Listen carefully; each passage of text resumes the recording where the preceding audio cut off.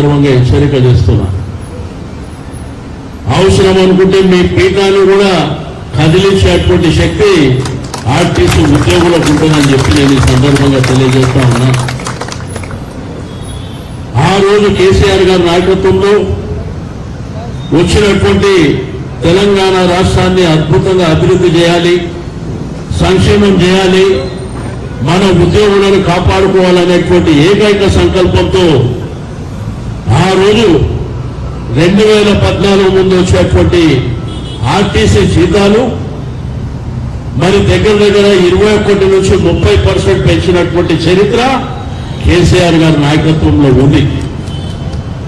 ఆ రోజు మీ ఆవేదన, మీ బాధ, ఈ ఆర్టీసీకి ప్రభుత్వం ప్రతి సంవత్సరం 1000 కోట్ల రూపాయలు మరి ప్రభుత్వ పరంగా సపోర్ట్ చేసుకొని పైన ఇబ్బందులు వస్తున్నాయని మీ అందరినీ ప్రభుత్వంలో విలీనం చేయాలని చెప్పి కేబినెట్ నిర్ణయం చేసి ఆ రోజు గవర్నర్ గారికి పంపించింది. ఆ రోజే మన ఆర్టీసీ కార్మికులు సంతోషపడ్డారు. మేము గవర్నమెంట్ ఉద్యోగులం అవుతున్నాం, మాకు కూడా ఉద్యోగ భద్రత కేసీఆర్ గారు కల్పించారని చెప్పి. ఆ తర్వాత జరిగినటువంటి పరిణామాలలో కాంగ్రెస్ ప్రభుత్వం వచ్చింది. అలవి కానటువంటి హామీలు అందించి ఊకదంపుడు ఉపన్యాసాలు ఇచ్చి ఈ రోజు మీ జీవితాలతో ఆడుకునేటువంటి పరిస్థితి. ఈ రాష్ట్రంలో రైతాంగంతో, యువకులతో, మహిళలతోని, ఆ తర్వాత మన టీఎంజీఓ ఉద్యోగులతోని, ఇప్పుడు ఆర్టీసీతోని. ఈరోజు సంపత్ గారు ఇంతకుముందే చెప్పినట్టు ఈ సంస్థ 1932 సంవత్సరం పుట్టింది. రమారమి 90 సంవత్సరాలు అవుతుంది ఈ సంస్థ ఏర్పాటై. రాష్ట్ర వ్యాప్తంగా, దేశవ్యాప్తంగా ప్రజలకు RTC safety, RTC security, RTC ప్రయాణమే మాకు భద్రతగా ఉంటుందని ప్రతి ఒక్కళ్ళు ఆర్టీసీ బస్సులలో తిరిగినటువంటి సందర్భం. మేము ప్రైవేట్ వాహనాలకు ఎక్కము, ఆర్టీసీ అయితేనే మాకు సేఫ్టీగా ఉంటుంది అని చెప్పి మరి పేద మధ్యతరగతి కుటుంబాలు, మహిళలు, వాళ్లకు ట్రాన్స్పోర్టేషన్ అంటే ఆర్టీసీ తప్ప వేరేది తెలియని విధంగా మీరు ఎంతో సేవ చేసినటువంటి విషయం. ఈ రోజు 2 రోజుల నుంచి ఆర్టీసీ బస్సులు లేకపోతే డిపోలలో కానీ, బస్ స్టాండ్లలో కానీ, రోడ్ల మీద కానీ పేద మధ్య తరగతి ప్రజలు అల్లాడిపోతున్నటువంటి సందర్భాన్ని కూడా మనం తెలియజేయవలసినటువంటి అవసరం ఉంది. మీరు ఇచ్చినటువంటి వాగ్దానం ఏంటి? నిన్న మంత్రి గారు చెప్తారు, ప్రతిపక్ష పార్టీగానంట వీళ్ళ నాయకులకు ఫోన్ చేసి మీరు సమ్మె చేయండి అని చెప్పిందంట. మీకేమన్నా మీ ప్రభుత్వానికి సిగ్గుందా? మీకేమన్నా తెలివిందా? వాళ్ళు ఈరోజు ఎండలో పిల్లలందరినీ పెట్టుకొని రోడ్ల మీదకి వస్తుంది దేనికి? వాళ్ళు న్యాయమైనటువంటి డిమాండ్లు ఇస్తే వాళ్ళు రోడ్డు మీదకి ఎందుకు వస్తారు? మీ ప్రభుత్వానికి చేతనైతారా? మీరు పెద్ద పెద్ద మాటలు మాట్లాడి, పెద్ద ప్రగల్భాలు పలికి ఈరోజు మరి వారి యొక్క న్యాయమైన డిమాండ్ నిన్న చెప్తారు 32 డిమాండ్లు ఉంటే 29 క్లియర్ చేసినామంట. నీకు దమ్ముంటే మీడియా పక్షాన ఆ 29 ఏవి క్లియర్ చేసినో చెప్పవలసినటువంటి అవసరం ఉంది. మీ ఆర్టీసీ ఎండీ గారు వార్నింగ్ ఇస్తుండు, మీరు ఉద్యోగాలకు రాకపోతే మీ మీద యాక్షన్ తీసుకుంటామని. ఫస్ట్ నీ ఉద్యోగం చూసుకో జాగ్రత్తగా, రాబోయేది మా ప్రభుత్వమే కాబట్టి గుర్తుంచుకోవాల్సినటువంటి అవసరం ఉంది. వాళ్ళని ఆర్టీసీ కార్మికులని గవర్నమెంట్ లో విలీనం చేయడానికి ఒక పెద్ద మనసుతోని కేసీఆర్ గారు ఆ నిర్ణయం తీసుకుంటారు. ఈ రోజు మహిళలకు భద్రత లేదు, మహిళా ఆర్టీసీ కార్మికులకు వాళ్ళు వచ్చేటువంటి అలవెన్సులు వస్తలేవు, వాళ్ళ బెనిఫిట్స్ వస్తలేవు. రెండోది మధ్యన ఈవీ వెహికల్, ఎలక్ట్రికల్ వెహికల్ అని చెప్పి ఒక సంస్థకి ఇచ్చి దాంట్లోనంట ప్రైవేట్ వాళ్ళు వచ్చి పనిచేస్తారంట. అంటే ఆర్టీసీలో పనిచేసిన వాళ్లకు ఎలక్ట్రికల్ వెహికల్ నడిపే శాత కదా అని నేను అడుగుతున్నా. కండక్టర్ గా ఉండేటువంటి అర్హత వాళ్ళకి లేదా అని చెప్పి నేను అడుగుతా ఉన్నాను. ఎవడు అబ్బా జాగిర్ అని చెప్పి డిపోలని ప్రైవేట్ వాళ్లకు మీరు తారదత్తం చేస్తున్నారో చెప్పవలసినటువంటి అవసరం ఉంది. నేను కార్మిక నాయకులకు ఆర్టీసీ ఉద్యోగులు కానివ్వండి నాయకులకు కూడా నేను చెప్పేది ఒకటే, అందరం చెలో సెక్రటరియట్ అని పిలిపించి రాష్ట్ర వ్యాప్తంగా ఉన్నటువంటి మన కార్మికులను అందరినీ రోడ్డు మీదకి తీసుకురండి, ఎవడు అడ్డొస్తాడో చూస్తామని చెప్పి నేను ఈ సందర్భంగా తెలియజేస్తా ఉన్నాను.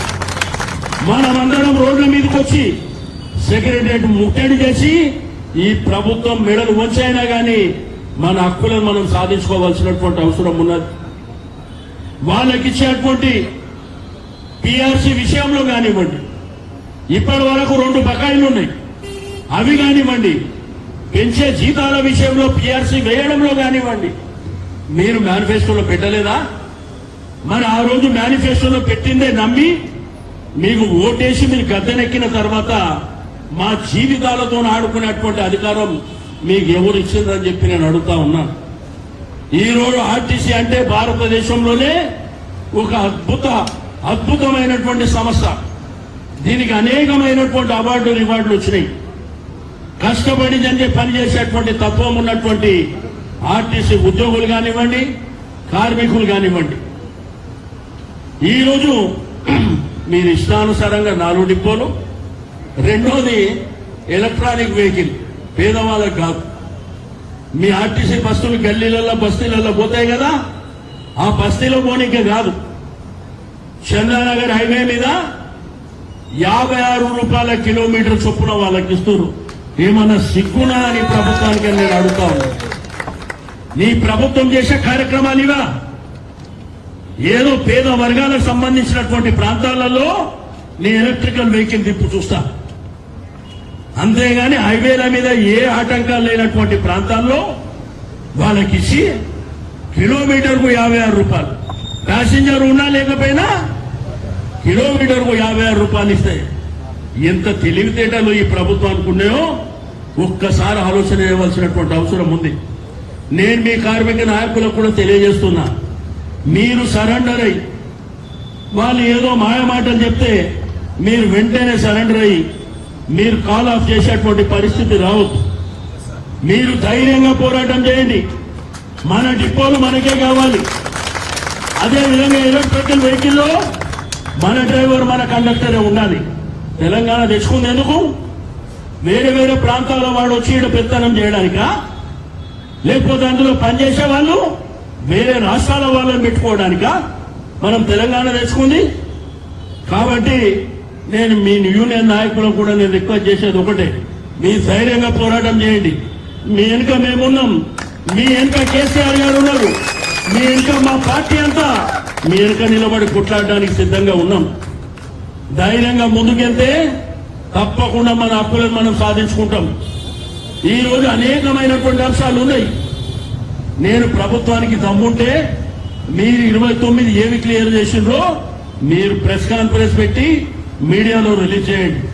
అనవసరంగా కార్మికులని వాళ్ళకి చెడు పేరు వచ్చే విధంగా ఏదో వాళ్ళు డిమాండ్లు పెట్టారు, మేము క్లియర్ చేసి ఏం పెట్టినావు, ఏం చేసినావు చెప్పు. చెప్పకుండా వాళ్ళని అపాస్పాలు చేసేటువంటి మరి హక్కు నీకు ఎవడిచ్చిందని నేను అడుగుతా ఉన్నా. ఈ రోజు రాష్ట్రంలో చూస్తే ఏ వర్గాన్ని మీరు వదిలిపెట్టారు? రైతులను వదిలిపెట్టిర్రా? విద్యార్థులను వదిలిపెట్టిర్రా? మహిళలను వదిలిపెట్టిర్రా? ప్రతి వాళ్ళతో కూడా నీ ప్రభుత్వం వచ్చిన తర్వాత అందరూ బాధపడుతున్నారు తప్ప ఏ వర్గం సంతోషంగా ఉందో చెప్పవలసినటువంటి అవసరం ఉంది. నీ ప్రభుత్వానికి చేత కాదు. నిన్న చెప్తున్నారు ఏదోనంటే టీఆర్ఎస్ పార్టీ వాళ్ళతో ఫోన్లో మాట్లాడితే సమ్మె చేస్తారు. ఎవడన్నా అరే నువ్వు వాళ్ళకి చేసేది చెయ్యి, వాళ్ళకి చేసేది చెయ్యి. మేము చెప్తే ఉద్యోగులు ధర్నా చేస్తారా? కాబట్టి ఒక్కడు గుర్తుంచుకోవాల్సినటువంటి అవసరం ఉంది. ఆ రోజు కేసీఆర్ గారు పెద్ద మనసు చేశాడు. ఆయన చెప్పాడు కేబినెట్ లో మన ఉద్యోగస్తుల తర్వాత ఆర్టీసీ కార్మికులే మన కోసం బలంగా నిలబడ్డటువంటి బిడ్డలని చెప్పి ఆ రోజు కేసీఆర్ గారు చెప్పారు. వాళ్ళకి ఎంత చేసినా తక్కువనే అని ఆ రోజు కేసీఆర్ గారు చెప్పారు. కానీ ఈ రోజు మిమ్మల్ని ఏమడుగుతుంది? ఇదే ఉద్యోగులు, ఇదే కార్మికులు, ఇదే మహిళలు ఏమడుగుతున్నారు మిమ్మల్ని? మీరు మేనిఫెస్టోలో పెట్టి ఆ రోజు మేము ఇంప్లిమెంట్ చేస్తామని వాళ్లకు మీరు చెప్పినటువంటి అంశాలని అడుగుతున్నారు. ఆ రోజు చెప్పినవా? నువ్వు డిపోలు ప్రైవేట్ ఓన్కి ఇస్తామని చెప్పినవా? కొత్త బస్సులు ఎందుకు కొంటలేవు? ఈ రోజు ప్రభుత్వం ఆర్టీసీ బస్సులను కొనాలి, ఎందుకు కొంటలేవు? అంటే ప్రైవేటు వాళ్లకు మొత్తం దారదత్తం చేయాలనేటువంటి మీరు నిశ్చయించుకొని ఈ రోజు మెల్లగా ఇదే రాణిగంజ్ బస్ డిపోలో దగ్గర 2,500 3,000 మంది పనిచేస్తుండే ఒకప్పుడు. ఈ రోజు 500 మంది కూడా లేరు. నువ్వు మెల్లమెల్లగా వాళ్ళని తప్పి